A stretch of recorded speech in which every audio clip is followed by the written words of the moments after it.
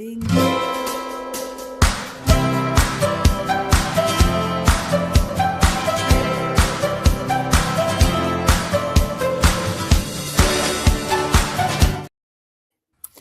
Hello, Hey. welcome to Chasing Tangents. We have a name, we have a new logo, Yep. we have a pivot. So, welcome. Same hosts. Same I'm Stacy host. Bell. This is my literary partner in crime, Renee Ryan. So same host, but just taking a little detour, and I think I'm really liking it. I It's really like. fun. I'm liking the every week. We Me kept too. saying that the off weeks were kind of our best conversations. So I kind of Very like true. how we're not having an off week. We're just planning as we go and talking as we're going live, and I really like that. I think It's that's fun. fun. So so It's what's more up with you? organic. What's up More with you? How organic. was your Mother's Day? Oh, I had to work. Oh And and man. and here's the thing. All the kids got off Mother's Day, all the mothers had to work. And That so I'm just feels like, wrong. clearly the store manager is in her 20s and she Yeah. doesn't understand what she did. And so all the mothers were all dragging and that. And Mm. normally Mother's Day is slow, but I think I work at Von Mauer, which Yeah. is this high-end department store in the middle of the Midwest. We're expanding, Right.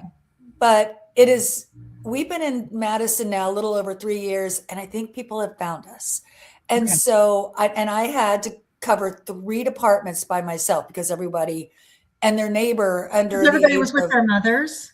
everybody under the age of 35 wasn't working, so it was only us old gals working. Oh my And gosh. it was just, I was in the weeds from from the moment we opened. And I always know when I have a customer, people are pressing their noses up against the glass to get in, that it's going to be a busy Oh, day. it's going to be a day.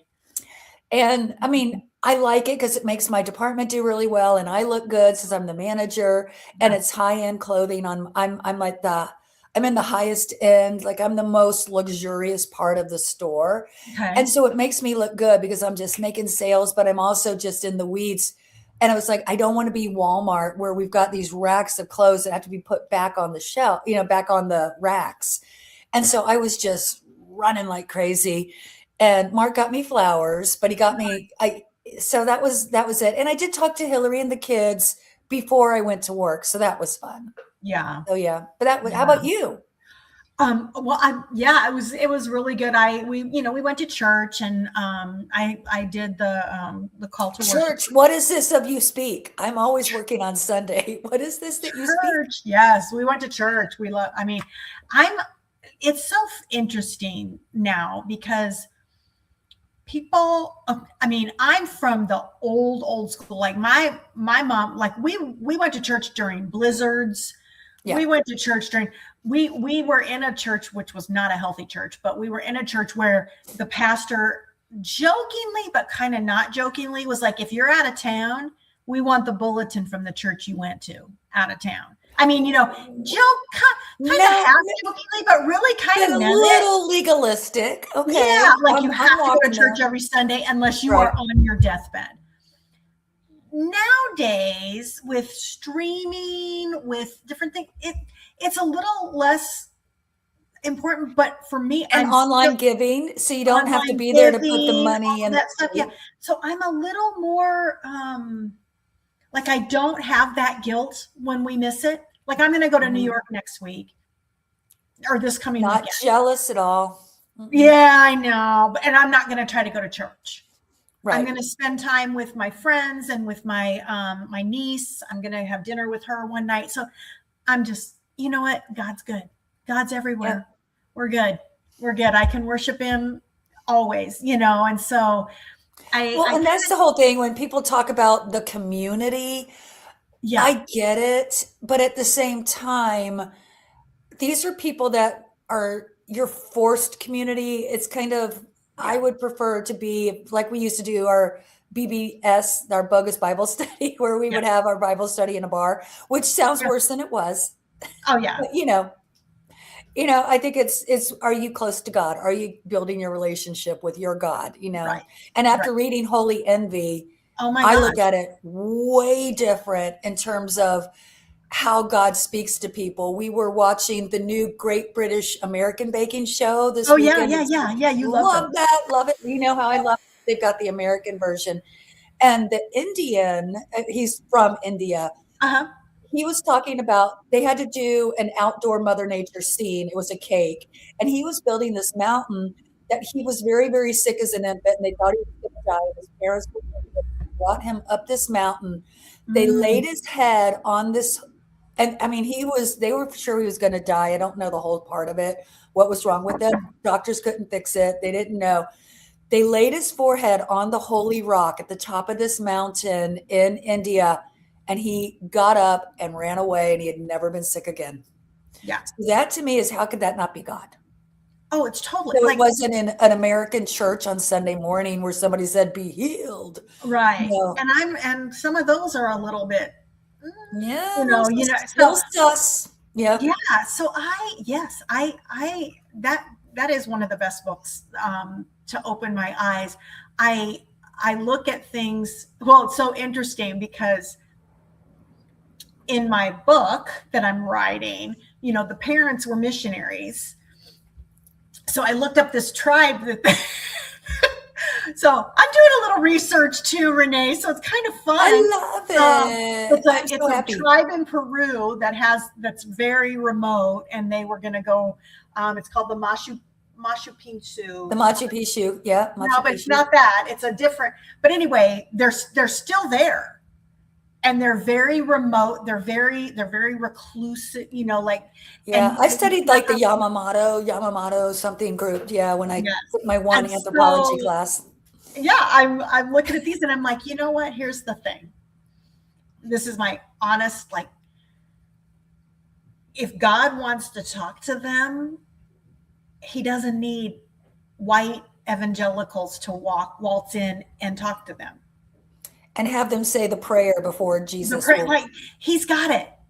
Yeah. He's got it. Now, I'm not saying wipe it all out, don't ever but I just believe in relationships so much more than that beach evangelism or that going into a remote tribe and trying to, to Force, me, yeah, like, force your yeah, it's beliefs. like Yeah. I'm more about You know what I building. used to say? Because I was raised Catholic, and Uh-huh. I still walk in a Catholic church and I feel God. I know the Yes, Holy Spirit's yes, in there. yes. And I spent a long time sort of denying all of that and trying to be evangelical.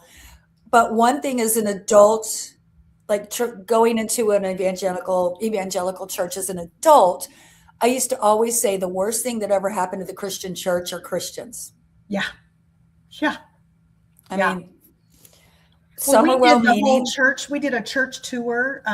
Our son-in-law designed it for us. It wasn't a thing. He designed it in Paris, and we went to all these went to the oldest church, the biggest church, the small. Like, he did it all, and we did it in one day. Jerry and I just did it, and then of course the mosque, the Paris mosque, which That's the is one I told you that they hid Jews during World War II in that right. mosque. Yeah. You walk in there and you can feel the Holy Spirit. Allah. Yeah. You can Mhm. feel, I mean, there is no doubt that it's reverent, and it's, Mhm. and they're worshiping, and so it's like, you know what? I'm just kind of over the whatever I say goes, and this is, what I think is the way or whatever. It's like When God I has. remember during the AIDS, the true plague crisis of it all, right in the heart of it, Yeah. and holding my best friend's hand in the hospital. He's dying of AIDS, and he had been raised Southern Baptist, and he believed in Jesus to the very end. I am confident that Jesus came at the very end, but he was shunned from the church, and he was told because Mhm. he was a homosexual, he was denied. He was going to hell, and he was going to be denied God because he wasn't living in the way Mhm. Jesus said. He and I would just pour over the Bible going, where does it say that? Where is it? Where? And yeah. I Mm-mm. mean, So Yeah, it is. It's the love of God. I mean, it's so strong, and I love it so much. Like the more I read about things, and the more I, research the closer I feel like I'm getting to God and Jesus. The more in love with Jesus I am. And the bigger God gets, not Yes, smaller. yes, and I just love it. So it's like it's so cool to I don't know I to love keep it. researching. So whatever anybody is, wherever anybody is, it's like It's good. God will meet you there. Just and if you're not ready, that's okay too. Like just find somebody to God will bring somebody into your life that you need, and just be with people, and people are images. They're image bearers, so be with people that love you and do that. And We used to call it God with skin on yeah, them. And they're yeah, not a lot of people, but they are out there. And they're the angels that walk among yeah, us. yeah. All right, so let's shift a little about our Okay. conversation, because you have been writing. I Mhm. understand. Okay, so tell me what you've been doing. Okay. So I really, I went with the whole it was very helpful. Claire wants blank because blank, but blank. So I did Right. it for Claire, but I also did it for Nancy. Okay. Um, and it took me to the jungles of Peru, which is funny. Like it takes you, like you just go. All This of a is sudden you're where just there, and I'm like, well, how am I here? Why am I here? And their names like when they were growing up, their names are Mary Kate and Stephanie because their mom was obsessed with Full House. What? Where? Why? Like, like how did that come into my head? But their mom was obsessed with it, so she didn't want Mary Kate and Ashley. She did Stephanie is the older one, and then Mary Kate is the younger one. But then now they've changed. I mean, it's just this that's why whole starting with character is so important. If you yes, get caught up in plot before you understand these people, think about how much you know now about them just by renaming them. yes. And So, Nancy has been or Mary Kate, Nancy slash mhm. Mary Kate. I'm doing MKN because I'm trying to figure You're out how trying to I'm decide. Yeah. well, how am I going to, where am I, there's going to have to be a transition time where we know that Nancy is Mary Kate, right? Like, Right. but not right now, like not yet. And Yeah. so, but she's been diabolical. Okay. She's been a little diabolical thing since she was basically a toddler.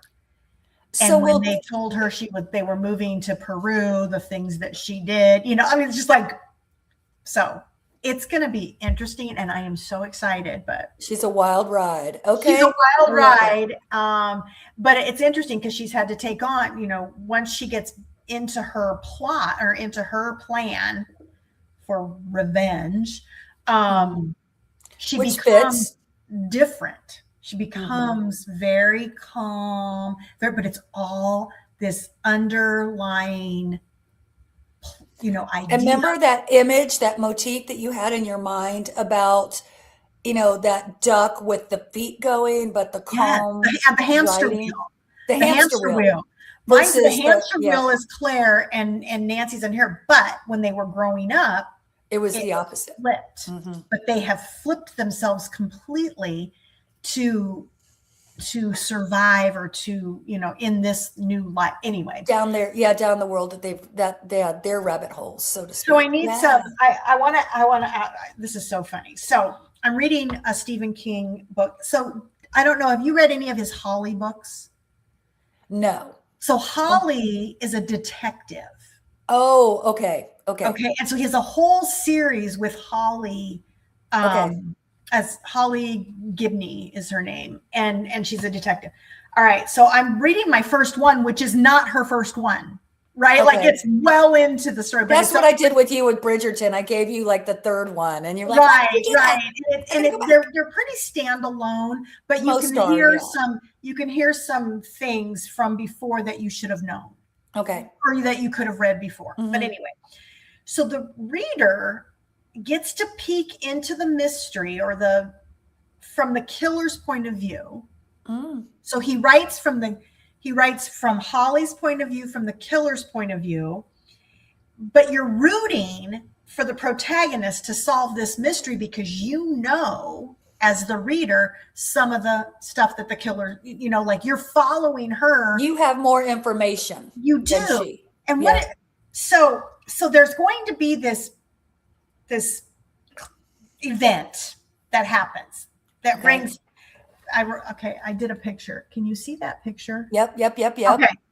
So it's all these stories in this book that are happening, but they're all, and there's like 6 stories that he's going to in. intersect. Yeah. And then they intersect. And it's all going to come to this big, what is that called? Is it called? You know what I call it? I don't know what it's called, but when I'm writing like more thriller-esque mystery, I call it 1 bone, 8 dogs. Or whatever. Okay. That makes sense. So yeah. I like to call it, you know how they say the 2 dogs, 1 bone, or 8 dogs, 1 bone. I call it all the dogs want the bone. Okay. They're all after the bone, and everybody else is a dog, and they're all coming at it differently, but they all want the same for different reasons. And that's where character comes in. Different paths, different reasons, different motivations, different conflicts. However, they're all going after that bone. Right. And so I don't know if this is going to look like that. I don't know that there's probably 1 bone, maybe 2 dogs. Yep. Maybe, their husband. Yeah, because they're coming. The husbands could, I think there's only gonna be one. Most of the time you've got, in like a thriller, you have the villain, you have the protagonist, you have the family or whatever. And so you do have more than 1 or 2 dogs, but what you're writing, it could very well be 1 bone, 2 dogs. Yeah. And that's still like answers or closure or whatever is the bone, like just that pinnacle. Oh, this is what's been missing.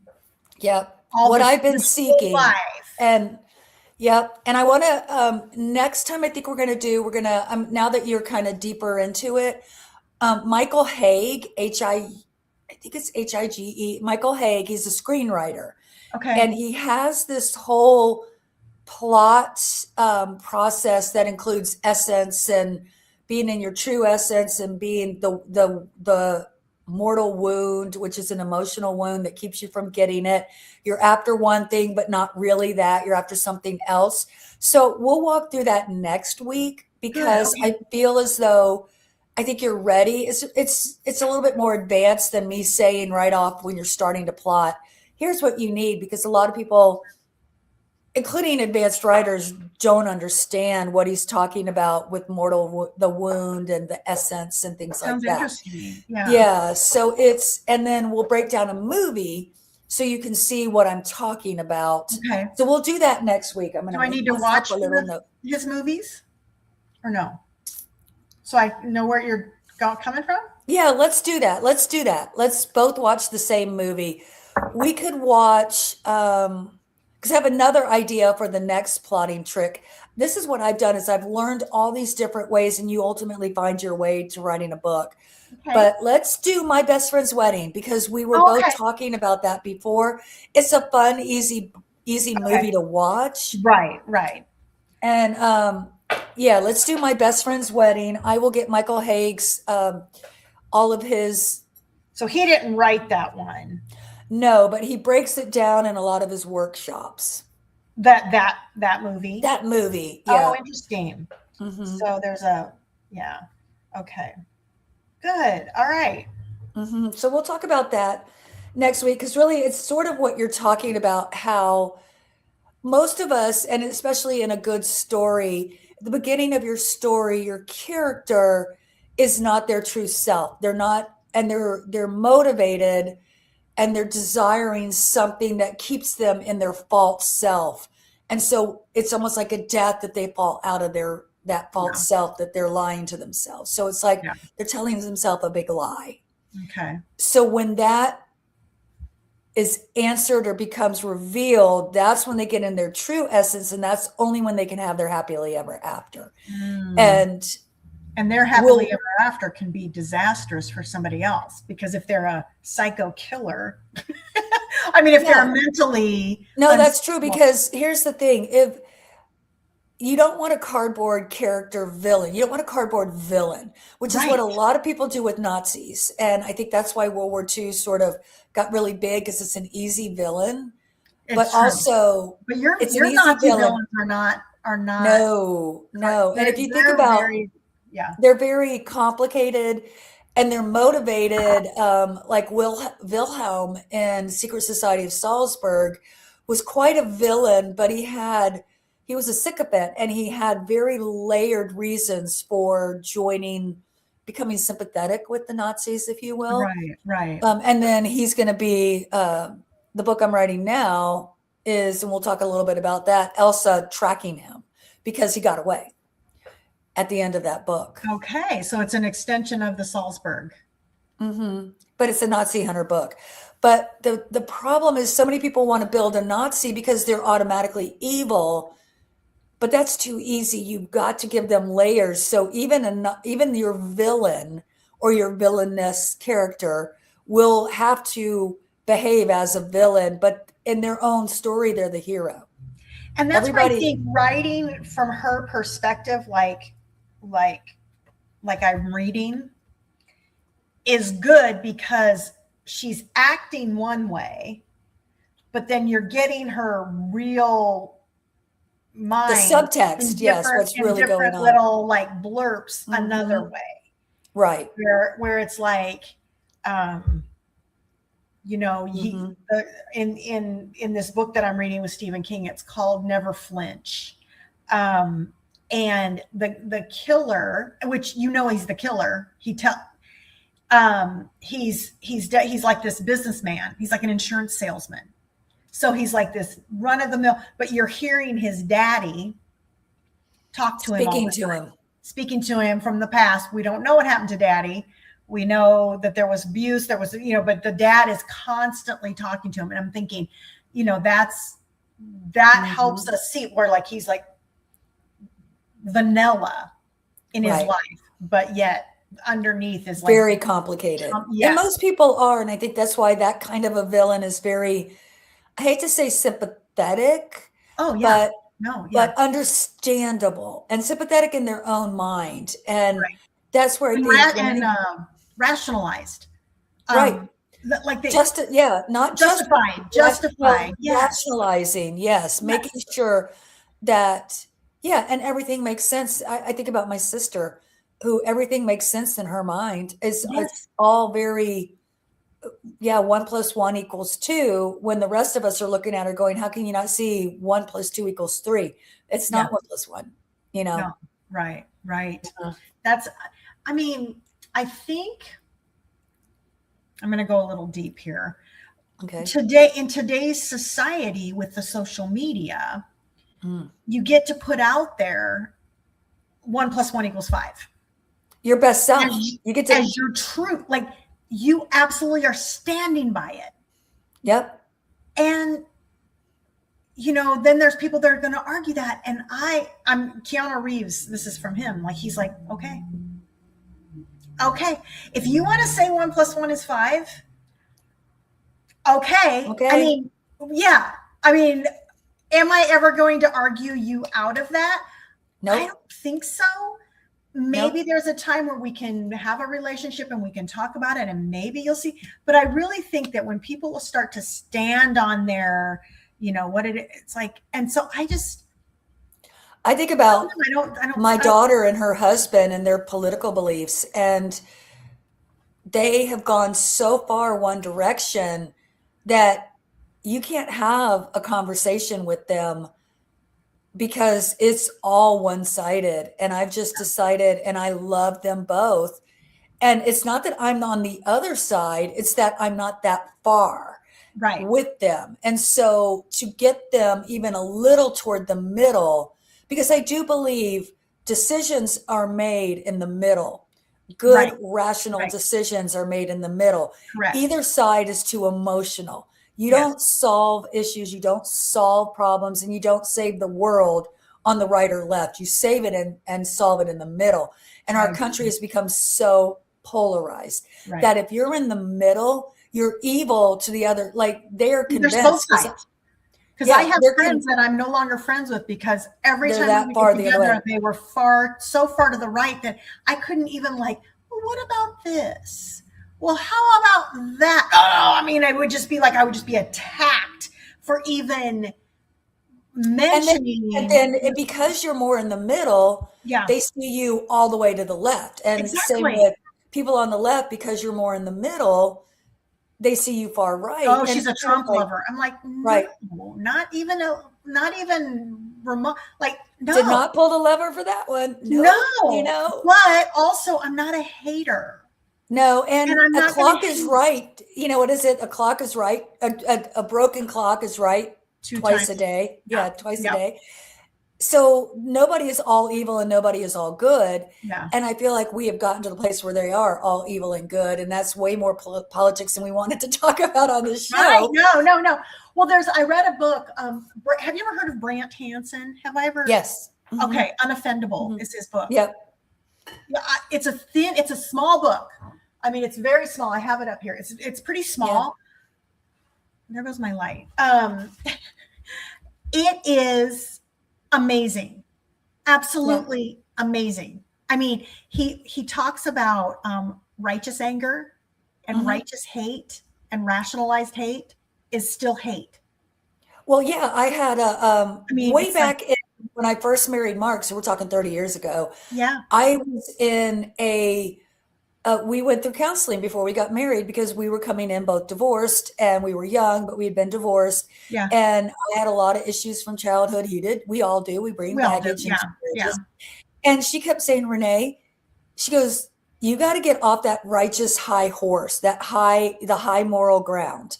And she's like, the high moral ground is still righteousness. And she said, you were allowing yourself to behave a certain way because you feel like you're right and you've got right on your side and you are righteous. And she said, you gotta let that go. Yeah. Or you're not gonna have any relationship regardless of who it's with.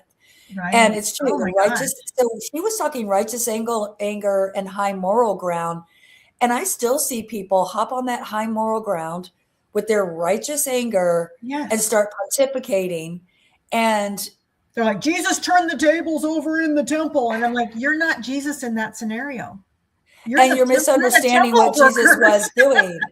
Yeah, you forget what he was doing. And it actually basically wrote his death sentence. You know, are you prepared for that? He's not, you're not Jesus. You're not Jesus. No, that is not righteous. So he had a right to do that, but you don't. There's no table turning. So anyway, we got way down the rabbit. Oh, hey, that's our chasing tangents. We do this. Chase that tangents all the way back to the beginning. Okay. Yeah. Okay. So, but I got my question asked. I mean, do you have a direction for me? Because it was really, really helpful last week for you to kind of like, okay, Staci, here's the Claire wants blank. Here's the direction. I really went with that for probably 2 or 3 days. What's the absolute worst thing that could happen to Claire? I kind of went with that for a day and wrote up. So do you have some direction that I could take? Should I follow this endpoint? What should I do? I would say now that you've done that, try and write your opening chapter with that information. Just to see. With what information? Who you think they are. Yes, who you think they are. And then what I want you to do is write that opening and don't somehow hint at that, but don't tell the reader what it is she wants. Okay. And the other thing you need to do before you even do that. Okay. In most novels, and even when you've got 2 main characters, in most novels, you have to have one character that the reader goes all the way through the story with. So do you know which one is your main character and which is the protagonist, which is the antagonist? Think of it this way. Your protagonist doesn't make them good, makes them the main. Your antagonist comes in and thwarts them the whole way. So like in a romance, you've got the heroine, the hero is her protagonist and is thwarting her the whole way. So If you think both of them have equal amounts of story to tell, then you need to find the protagonist and build that person. Okay. If they're both, I mean, I'm sorry, antagonists. If they're both protagonists, if you go that way, you don't have one pro, one ant. If you go that way with both being protagonists in their own stories, and you're just going to do that whole switching chapters like we had talked about, Yeah. then who is their antagonist? And the best thing to do Oh, is, you said, what's the worst thing that could happen to them? Wrap that up in the antagonist. okay. Okay. Now, it could be the other So person. they'd be So the you could, protagonists together, and then I would have another. No, I don't think no, so. no, no. So you could do it this way. This would be Okay. fun. Okay. So you're going to be telling two stories together that ultimately merge if you try to Right. go that way. Right. That intersect and intersect and intersect. So you've kind of got, that going. Yeah. Yeah. If you do that, then you've got your protagonist. You've got to figure out her whole story. And is the other character her antagonist? And then if you do the protagonist for the other character and go through her whole story, is that her antagonist? Okay. Okay. Or do you have the same antagonist for both, different person? Yeah. Or do you have two different antagonists? So I want you to think about that a little bit while you're writing, or if you don't have that answered yet. But I don't want you to go much farther than that before you write that first chapter, because I don't want you to lose the joy of writing the book. Okay. The first chapter. The first chapter doesn't always begin at the beginning, right? Correct. Okay. That's one thing I wanted to, like, it's not Correct. So necessarily the first chronological. chapter, so there's two schools of thought, and I think we talked about this before. Your first chapter is either you can open it at the point of change, but now you've got a lot of backstory you got to dump in. So that becomes, you got to be really, really skilled at weaving that backstory in. Or Okay. you start them in their normal world before the moment of change, the point Okay. of change. Okay. And if you start them in their normal world, they have to be exciting, a little bigger than life, same but different in terms of regular people. But you've got to give them, Michael Haig talks about this a lot. If you open in their ordinary world, is what is the word, ordinary world. Yeah. Give them some supernatural skill that sets them high enough that the reader wants to go on their story with them. Okay. So, and I'll tell you, I'm reading a friend's book right now, and the character has deep depression, like it's clinical, but it's a fantasy. And I have to say, the character is really hard for me to join in this journey because she's so downtrodden in that first chapter. I'm having Okay. to slog through it. Like, I want to root for her. But it's like, ooh. I want to see some glimpse of who she's going to be at the end. Okay. Because as we go through the story with her, you're going to get more and more of these glimpses. So think about, do you want to start in the ordinary world, or do you want to start at the moment of change? Both carry speed bumps in there, Right. both carry. So decide that, and decide who their antagonist is going to be, who that Well, it's person, or interesting because I started to get like, okay, wait, I can't remember. So I had to go do a timeline okay, that's always good. to make things make sense. Like, Yep. they have this, certain age children. They've been married a certain year, like, And I'm you like, got wait a to minute. go all the way back to childhood. I did. Yes. I had to go back to the point of, And that may not, it will ultimately show on the page. Maybe you want to write a prologue that you use or don't use when they're in the jungle in Peru as kids. Maybe that's just for you. It could be for the book, where you present these two people, you don't name them in that prologue. Oh, this would be good. You put them in the prologue, you show them in the jungle, they're sisters, you don't name them. And then when we see them in chapter 1 and 2, you don't know who's who in that childhood story.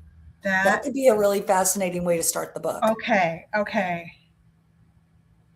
Even if you don't use that, but that will get you in Yeah. the story. And I would say don't name them. So Okay. now as the reader, I'm going, oh my gosh, Which one's what's which? happening? And then when we open in modern day with this, say you go with Claire or whatever you called her, Stephanie, Stephanie. who's living this perfect life? You're like, ooh, which one is this? Or is Yes. it the mother that is broken free or whatever? Okay. You could really have fun with that. Yes. Yes. I think, yes, that sounds, I do.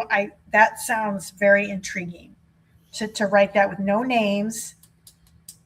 No, we don't know who's But show older. a moment of trauma or something that reveals their Definitely. childhood wounds. Yes. So we know Yes. these I mean, is kids, it the moment that they were told that they're leaving? I mean, like with no choices. right? I And we mean, see now that their entire life has been controlled by other yes. people. Yes. And then we see them kind of in control, but then you'll get that glimpse of they're still not in control. Right. I mean, it's whatever your theme is, but yeah, this is what brainstorming is we kind of go through things and I like it. try it. And if it doesn't work, that's okay, throw it out. But at Yep. least you'll have a better idea of who these characters are. Yeah. I'm doing it. I'm pretty committed to the half hour a Okay. day. I love it. Good. Yes. And All right. I So your certainly- homework is to watch My Best Friend's Wedding. Yes, which is easy. Yeah. That's easy. And then then the other stuff to keep writing. Right. Opening chapter, prologue, Yeah. possibly. Okay. Yeah. I've got it. I have got it. I'm Okay. ready to go. And then any last words? So I took a little, so I was on Substack. Okay. I was getting bombarded with information. Too much. And they all think it's good, but it's literally like some of it's so contradictory to each other. Like this is the answer. This is your health answer. This is your sleep answer. This is your, and it's all like drink coffee, don't drink coffee, do this, the tapping. Drink one glass of Do wine. this. Oh, I've heard that. I don't. Oh, the tapping is going to happen. All of it. And I went, okay. I mean, I just said, I'm taking a 1 week break from any, like I just delete. I have to take so I took Go ahead and take a break. What we're going to do with Substack for the listeners and viewers is that we are going to have a Chasing Tangents Substack now that we've got that. And I will say, I apologize for some of the podcasts still have the page to screen and in between tagline, even though it's Chasing Tangents in bold. Yeah. What I should have done was just deleted everything and started fresh. Yeah. I didn't do that. I tried to maintain everything. I had we to. Want those first 12, right? We don't want to like erase the first 12. Right. So I've changed our picture. I've gotten everything fixed, sort of. Yeah. But some things like Spotify still has our new picture, Chasing Tangents, but it still has that page screen and in between. I fixed it on Podbean. I may have to switch from Podbean to some other, like BuzzFeed, I think is another one. Riverside. Okay. There's other, like we're on StreamYard right now. By the way, I'm giving them a shout out. But I may just switch us completely over to a whole new platform and then start that fresh and then just upload all of our former podcasts. I just have to have a full day off where I can do that. Yeah. and that might and Mother's Day was not it. Yeah. And this is okay. I mean, this is okay. We're figuring maybe and we're good. So as I redid our Facebook page, we have a brand new Facebook page starting today. We have a brand new Instagram. I was able to change Facebook page. Yeah, I was able to. Chasing Tangents on Insta. We're at We Are Chasing Tangents because somebody else had Chasing Tangents. Okay. So okay. We are, but it's still I didn't have to change anything. So the YouTube, I was able to change that name, and we still have the channel. So the QR code still works, still brings you to YouTube, and it says Chasing Tangents. Okay. We have a new email, but some things are still connected to page to screen and in between. Okay. So, I'm still working. We're getting there, but just so everybody knows, we're not chasing. We're not changing again. We are chasing tangents We are until chasing tangents, and we're going to see where it leads us. And I love it. until you have to pry it off my cold dead fingers because I am not changing it. No. I love it. Yeah. So I would suggest anybody, if you're just feeling like stress and overwhelm. I mean, a lot of people like, oh, I'm detoxing from social media for a month, and I'm doing like, just take a week. Like just take a week, take a breath, take a beat, and it's addictive. And you're not going to miss that much in a week. Like what, your friends, what they had for dinner last night, I mean, who cares? Like, just take a little beat. That's my suggestion. My week has turned into a year and I haven't really missed it. Yeah. Yeah. I think I'm, besides the Substack, I'm really not. And I mean, but the thing is though, I mean, it draws you in. So I'll just go look for like our stuff. And all of a sudden I'm reeling and down the vortex like that. I mean, it is so quick to get watching you a stupid video. Yep. I know stupid videos that people I don't even know. And I'm like, oh my goodness, it's so weird, but it's addictive. Okay. So that's it. Take a break. All right. We are now, let's see if I can remember how to get us out of here. End stream. Here we go. All right, everybody. We will see you next week.